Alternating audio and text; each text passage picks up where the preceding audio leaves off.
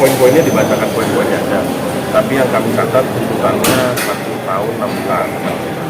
Sebenarnya itu jauh daripada dakwaan. Tapi apapun itu jaksa sudah bekerja. Kami ucapkan terima kasih. Terus kami dikasih waktu memberikan pembelaan kurang lebih 2 minggu. Nanti soal pembelaannya apa masih akan bisa. Tapi kita 1 tahun 6 bulan, gitu kan, jauh daripada dakwaan. Ya, kami terima kasih. Mudah-mudahan nanti putusannya juga baik, majelis hakim bisa melihat semuanya dengan baik. Kak Ditya, artinya tuntutan dari JPU ini sendiri 1 tahun 6 bulan, gimana responnya tadi? Karena dari awal kooperatif ya, jadi nanti akan nyampe ke sini itu udah diperkirakan kan. Maksudnya udah tahu lah endingnya bakal apa tuh, nanti prosesnya dari saksi, dari apa, dari aku udah juga, terus tuntutan, habis ini pledoi, habis ini putusan. Jadi pas tahu berapa tadi tuntutannya 1 tahun 6 bulan, ya emang ini nanti akan terjadi pasti. Tapi diminta untuk masuk penjara Ya, tuh gimana itu? salah satunya tadi kan itu. Iya. Tapi nanti kan sebenarnya prinsipnya apa, kita tetap punya hak. Kemudian tahanan kota atau pembebasan bersyarat ataupun apapun itu nanti tetap punya hak, kan? Nanti tetap kita ajukan. Soal bagaimananya kan tergantung majelis hakim. Mudah-mudahan majelis hakim memutuskan dengan bijaksana dan baik sesuai. Tadi Itu aja. menerima poin-poinnya nggak tadi? Menerima poin-poin dari JPU tadi bersikap baik, tapi selama persidangan selalu. Nah makanya pas bagian gue bersaksi lo tuh hadir, jadi tahu nih jawabannya. Kalau waktu aku bersaksi sih aku sudah bilang ya, aku nggak ngerasa diri aku salah karena ini semua sudah clear menurut aku. Tapi pada prinsipnya semua aku jalanin sampai selesai lah. Kan dari awal juga aku maunya damai-damai aja. Tapi kalau ini yang Deddy Sumargo mau, ya aku jalanin. Tapi kalau misalnya ini yang bikin dia puas, ini yang bikin dia happy, ya nggak apa-apa. Toh aku juga coba membuktikan yang perdataku yang sedang berjalan juga di PN Jakbar, yang aku menggugat dia bahwa dia belum membayar hak aku kan selama 5 tahun atau 4 tahun. Ya udah dijalanin aja. Cuma kalau misalnya untuk kasus pidanaku, kemarin waktu aku bersaksi, aku udah bilang saat tanya sama hakim rasa bersalah apa tidak, saya jawab kalau untuk saat ini nggak ngerasa bersalah karena sudah selesai. Karena menurut saya pasal penggelapan itu saya bawa kabur uang orang, itu namanya penggelapan. Saya kan tidak bawa kabur. Terus kedua, pemalsuan dokumen yang seperti apa? Kan rekeningnya masuk ke dia. Kalau misalnya pemalsuan dokumen ya, kalau misalnya nggak tanda tangan, ada uang di rekening ya dibalikin lah uangnya, jangan dilipatin. Berarti kan ini sudah berjalan lebih dari 5 tahun bekerja sama. Makanya di perdata itu saya berharap memang diakuin adanya perjanjian lisan antara saya sama talent saya yang ini. Dan kemarin juga aku sempat nonton istrinya mencoba meyakinkan bahwa gaya hidup aku yang katanya mewah, mobil BM, rumah di tempat yang alamat yang orang-orang bagus lah, orang kaya gitu, that's why katanya mereka sudah bayar gitu. Ya perlu Anda ketahui juga, karena kan selama 5 tahun lebih juga saya tidak memegang suaminya doang. Saya kan megang ada 10 talent. Jadi kalau saya bisa gaya hidupnya bagus, bisa kasih makan saya dan karyawan saya sehari-hari ya dari talent-talent yang lain. Jadi penghasilan saya itu tidak hanya dari Deddy Sumargo, ada Richard Kal, ada Baby Jomanka, Siasi, banyak gitu. Jadi nggak dari dia doang. Jadi kalau dia bilang sudah bayar 5 tahun, ya dibuktikan saja di perdatanya. Ada nggak bukti traktornya? Karena saya tidak pernah menerima. Kalau Anda menyicil, ada. Bukti traktornya Anda menyicil per bulan ada. Tapi belum nominal 1,7 miliar. Tidak nyampe.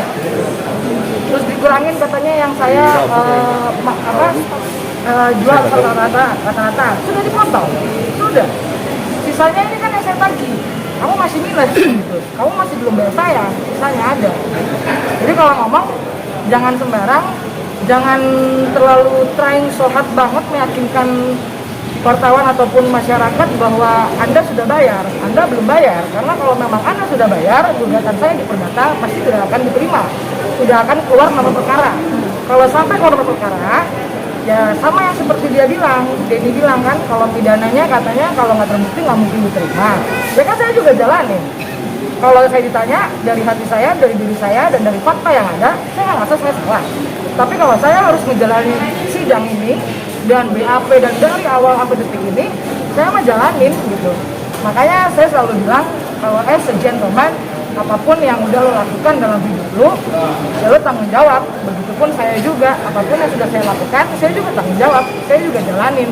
Jangan meng-create sesuatu atau playing victim atau sesuatu hal yang menurut gua lo banyak bohongnya gitu.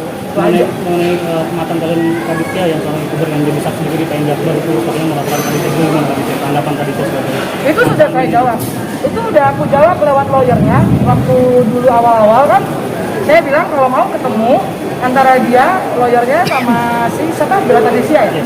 Ya, ketemu aja, diajak juga aja pacarnya, Gary Girianza. Itu kan saya pegang juga. Sebelum Bella tuh saya pegang Gary dulu. Kenapa saya hold uang dia? Karena Gary Girianzanya belum bayar saya 300 juta. Penghasilan saya, hak saya, sama seperti apa yang diduga ini, yang saya gugat ini di Perdata ya kan, untuk Denny Sumargo gitu. Jadi kalau misalnya dia bilang 190 juta, 200 juta, hitungan dia. Hitungan saya 110 juta. Taruhlah hitungannya Bella, 190 juta, 200 juta. Suruh aja cowoknya bayar ke dia. Masih untung mereka nggak bayar saya. Uang saya dipajarnya masih 300. Jadi kalau misalnya saya nggak bayar Bella, itu kan masih untung mereka sisa 100 juta uang saya. Saya juga nggak nagih. Saya mau fokus dulu, yang ini beres dulu, Perdata beres dulu. Ayo kalau kita mau lanjutin, kalau mau baik-baik kekeluargaan, ayo ketemu, kita hitung-hitungan. Tapi kalau mau mainnya lapor-laporan, ya saya jalanin lagi, gitu aja.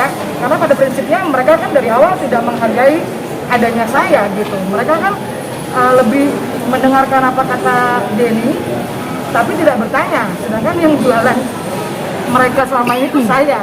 Harusnya kalau ada berita, oh uangnya digimanain, ya tanya dong sama manajernya. Aditya, bener nggak lo beginiin gue gitu?